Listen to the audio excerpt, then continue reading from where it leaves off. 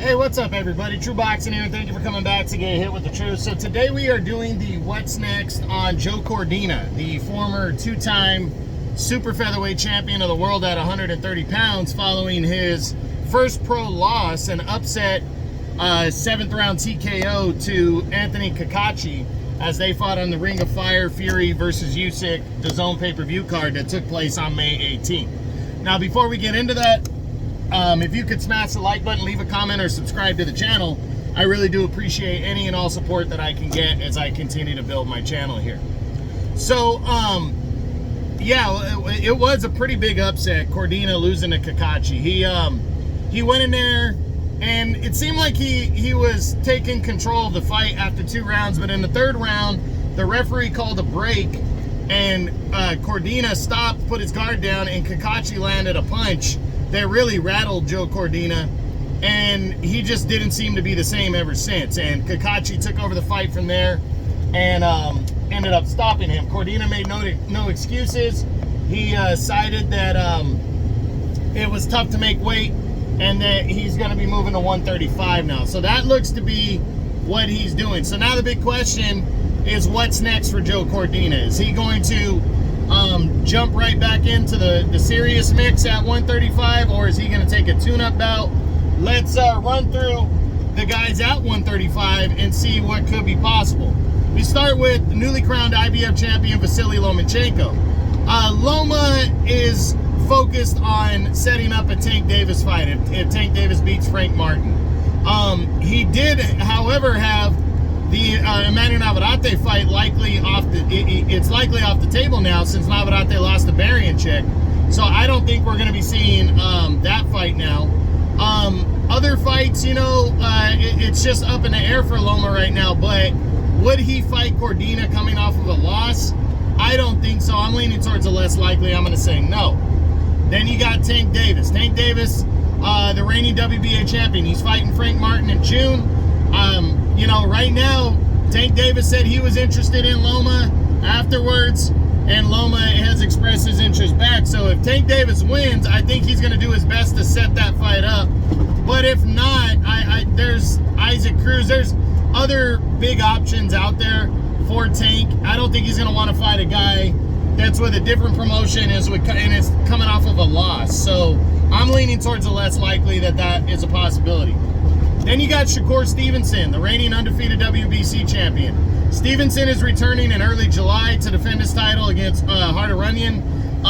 With a victory there, I mean, I think Shakur will fight anybody, but I just think it's a bad matchup for Joe, and I don't think Eddie Hearn, even though it's a title shot, is going to want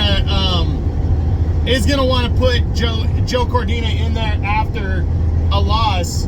And his first fight, his debut at 135, be against a very difficult fighter in Shakur Stevenson. Then there's George Kambosos Jr. And you know what? I wouldn't be surprised if this fight happens next. I think it makes a lot of sense for both guys. They're both coming off of stoppage losses. Kambosos is trying to hold on to something, you know, if he's trying to hold on to being a contender. And Cordina is trying to make his debut at 135 and prove that he's legit. Now, the only problem I see in this one is how long Kambosos is going to want to take off. And also, how serious is Kambosos moving forward about 135?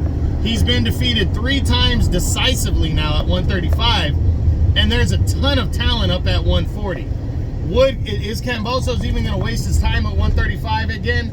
To be honest, I don't think so. I think it's more likely that George is going to move up to 140 in his next fight. But could be wrong. We'll see what happens. I do think it's a possibility. I just think it's on the less likely side. Then you got Jermaine Ortiz. Well, Ortiz debuted at 140 in his last fight in a failed attempt at a title against Teofimo Lopez. Is he going to want to move back down to 135? And if he does, is a showdown with Cordina an option? I honestly don't think so. He's a top-ranked guy, is Ortiz, so it's already enough of a thing there.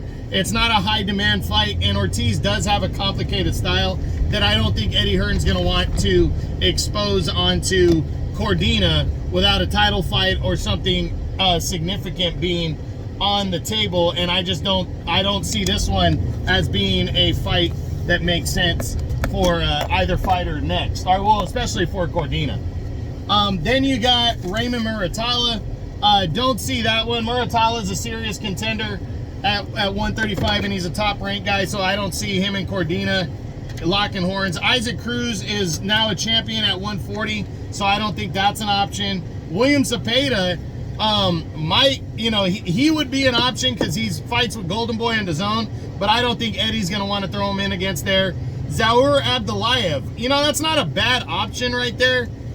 It's up to Cordina if he'd want to take a risk against a guy like Abdullayev in his first fight.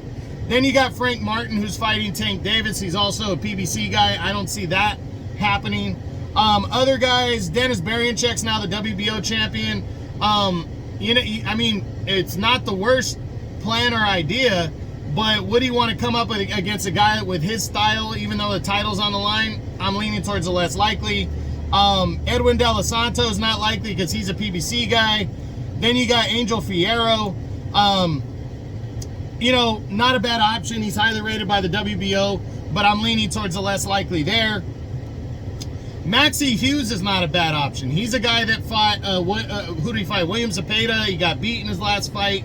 Maxie Hughes might want to make some UK money and take on a fellow UK guy like Cordina. I could see that one as a possibility. And then there's Floyd Schofield. I don't see him going in his first fight against Schofield. So for me, if Cordina moves up to 135, I really think the best options that are laying in the top 10 are George Kambosos, if he stays, and then a potential showdown with Maxie Hughes. And I also think Zaur Abdullayev could be an option.